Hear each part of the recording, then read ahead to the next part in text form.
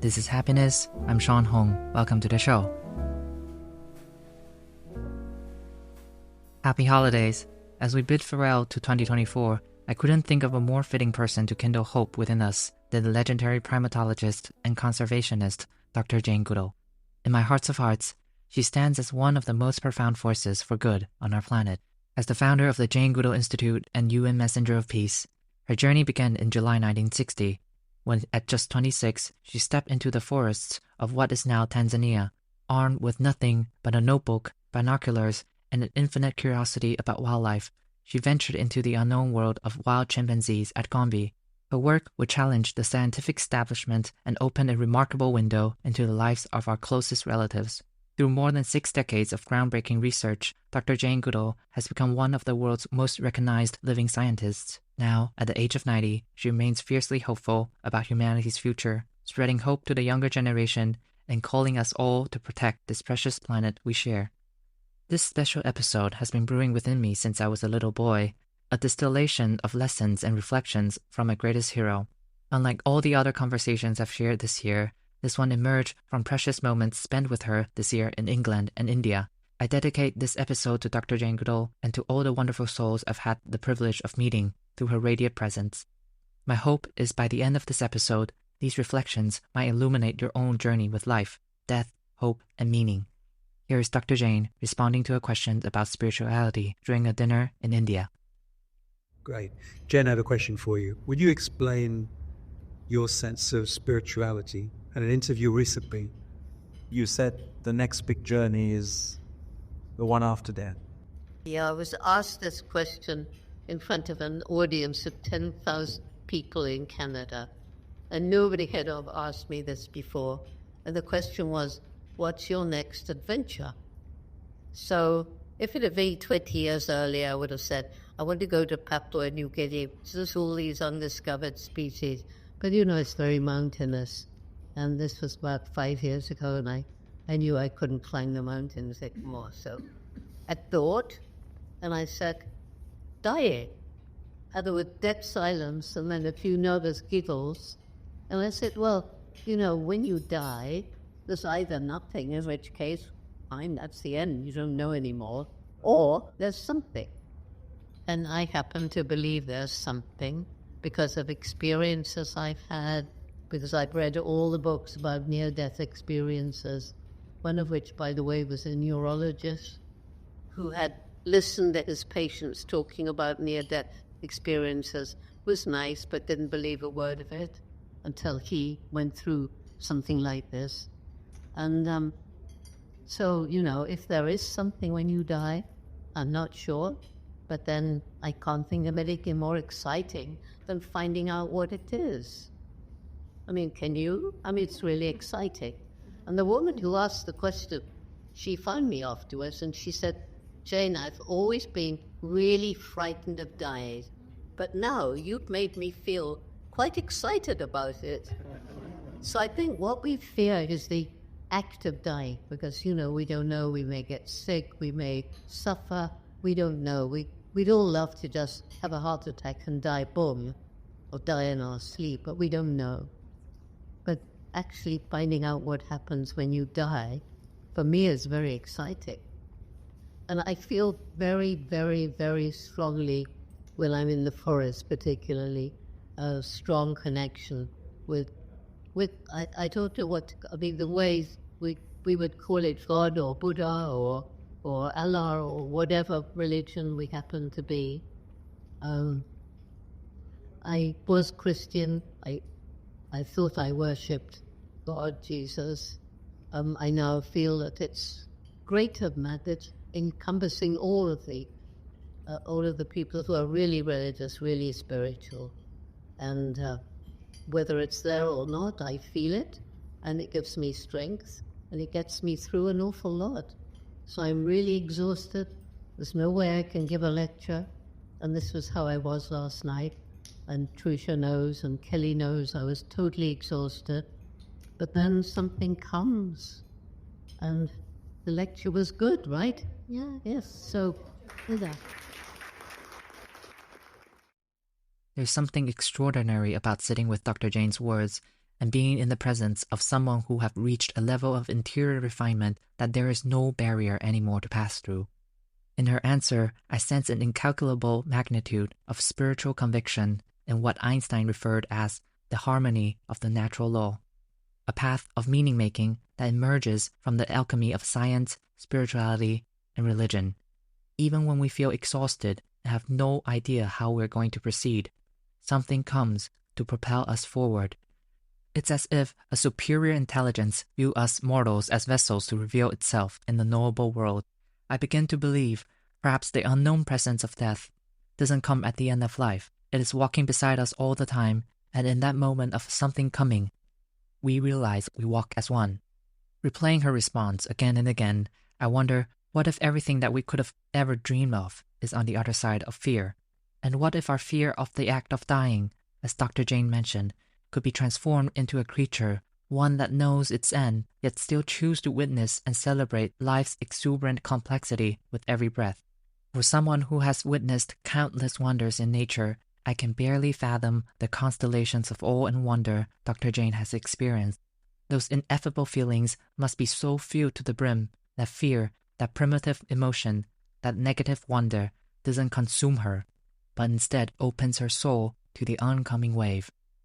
I remember Carl Jung once wrote, "Life is a luminous pause between two great mysteries, which themselves are one." How foolish it is even to attempt to articulate the volcanic power of this mysterious pause. And how beautiful and devastating then is the pause, perhaps only crystallized as an inner monologue with lucid tone during our final hours. In contemplating Dr. Jane's lifelong devotion to science, conservation, and our understanding of other sentient beings, I see how our fear of mortality and our relatedness to other creatures that has led to this enormous separation, one that has produced the extremities of human exceptionalism, making us insist that the rest of the living world lacks agency, intelligence, or the capacity to suffer as we do. We erect massive barriers to justify treating the rest of the world as mere resources, desperate to deny that our behavior inclinations and affordances mirror the hopes and fears of other animals. Yet what Dr. Jane taught me is that nature makes no such distinctions.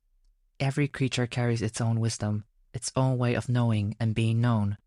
In the Book of Hope, Dr. Jane raised 4 reasons of hope: the amazing human intellect, the resilience of nature, the power of the young people, and the indomitable human spirit. I see all of us embodying the power of these forces, and our actions, however small they may seem, will make a difference. All of the definitions of hope have one thing in common. They deal with the expectation of a good that is yet to be, a perception of a future condition in which a desired goal will be achieved. My idea of hope is the willingness to engage the future as if it still offered meaning. And by that definition, I think I absolutely have hope. I believe that once we give up the trauma of surrendering that culture of accumulating private meaning of our own good and begin to locate meaning out there in a kind of reciprocal and interdependent and communal activity of rehabilitating a relationship with the living world, the future opens up and it's full of possibility.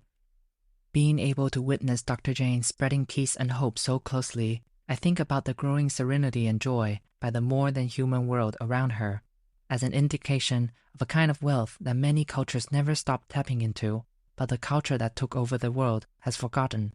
A world in which, living where we live, within the affordances of the seasons as they unfold, knowing who we share this place with, knowing the agency of those creatures, knowing what the place we live in wants to do, what kinds of life that it has shaped and adapt to the possibilities of that place. Having that kind of outward orientation is immensely enriching. It is also a source of meaning that is less threatened by death than a source of meaning that we look forward in our culture. When meaning is private, when it depends upon amassing things, it is finished. It is put to the end with death. When instead we base our sense of economy on these large interdependent systems of biological wealth, death is not a design flaw to be overcome or vanquished, rather a feature of life, something that allows new possibilities to constantly enter back in. Once we experience that feeling of connectivity where your sense of mission is imbricated empathetically with the fate of other living things, the idea of disappearing isn't as terrifying, because our interest, our desire, and our hopes are invested in this aggregated community, which of course survives beyond any one of us and continues to recombine all the things that we were. We die in turn so that others may live. When all the talking is talked and the doing is done, the tragedy of a single individual becomes, in the balance of natural things, the triumph of ongoing life. In honoring our wilderness, our triumphs and our failures, our beautiful inability to fully grasp the cosmos' perfect chaos, we join an evolving story larger than ourselves. The greatest dignity to be found in death is the dignity of the life that preceded it. This is the form of hope we can all achieve, and it is the most abiding of all. In other words, the dignity we create in the time allotted to us becomes a continuum with the dignity we achieve by the altruism of accepting the necessity of death. I believe it is in this dimension of existence that hope dwells, filled with realistic expectation while also demanding our acceptance. Hope stands on the threshold of the upcoming year and whispers, and for me, this has been such an incredible year, nourished by wonderful human conversations that have taken me to unexpected places and unveiled new dimensions of myself. I hope that these dialogues, in one way or another, open possibilities for you to overhear things from yourself that you never had in you. These conversations, slow and intentional like the hand-drawn portraits that grace each episode's cover, is my invitation for us to let things land and churn, to be slow to swallow, so we could sniff out nuance to interrogate our perspectives and patterns. Above all, it's the practice of making care that awakens our heart and mind. So all I mean to say is that my hope with these conversations this year and the next is to continue to keep you and myself alive and thinking and feeling in tune with this sense of cosmic intimacy that runs through the marrow of everything, joining together the visible and invisible realms, and love as an infinite yearning within us, as gentle as the human heart, as fairy as the forces of nature, and as intimate as the beloved life itself, cannot be wholly consumed or exhausted in the finite, but rather pushes us towards a deeper union. And my hope is to feel in my anchoring hands the living and trembling of what is today, to search for better ignorance and a more enlightened splendor of uncertainty, to be cleansed by life's inevitable storms while learning to become the stillness of their eye, and to engender a little kindness and reflection in a world that often moves too fast for either. We're all here, aren't we? Each of us, mortals looking for a sense of meaning while learning to bear the beams of love, sometimes catching glimpses of purpose, sometimes just trying to make it through another day on this brief sojourn, and sometimes feeling we've sown and bled so much but harvested so little in this epic theater. And even though we can't really quite put a name to all of this, I trust that in one of those tranquil nights, we all can notice that we're not at home in the world we've created. All of this makes more precious each hour those we have been given.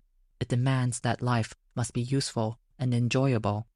In the spirit of Dr. Jane Goodall, my heart expands to those who speak for and not against the earth, for and not against the dignity of other earthlings, and all those who speak for and call for and work for peace. We can always hope. To get together, we can always hope. As the Irish philosopher John O'Donohue beautifully wrote, I would love to live like a river flows, carried by the surprise of its unfolding. May we all find the courage to live the life our heart wants, not as exiles, but as full participants in the endless possibilities within us. And on that note, I look forward to getting together with you again next year, one conversation at a time. Sending you courage. I'll see you on the other side.